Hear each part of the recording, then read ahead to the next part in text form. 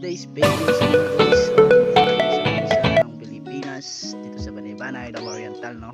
So nandito pala ako sa bahay ni Lux. Hinahanap ko si Lux kasi may tatanong sana ako sa kanya sa mga ano noon. So, hello Lux! Ano masasabi mo, ba't iniwan ka ng jowa mo? Nako, mahirap yun.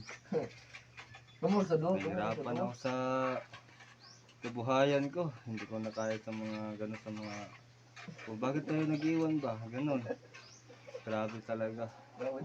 Naluloko pala tayo. Naiwan pala tayo sa here. Ganon pala. Okay lang yan Lux, babawi tayo next time, marami pang babae. Ano ng jowa mo? Tagal na kami. Mga 4 months na kami. Tapos ganon. Yung dati po, yung 2 months, nakita po kami sa Pilipinas. Sobrang lahat na binigay ko sa kanya.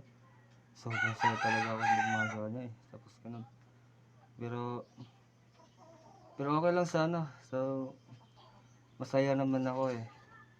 Masaya na siya. Pero, pabuhayan ko lang sa pagmahal. Tapos, ganun. Hindi naman sa ganun kung tao bakit tayo nag-ano. Seryosong pagmahal ba? Ganun pa mamadali sa nag-iwan, papadali. Yun. Ganyan talaga ang buhay. So babawi lang tayo pag hanap tayo ng totoong magmamahal. So thank you, please follow and share my channel.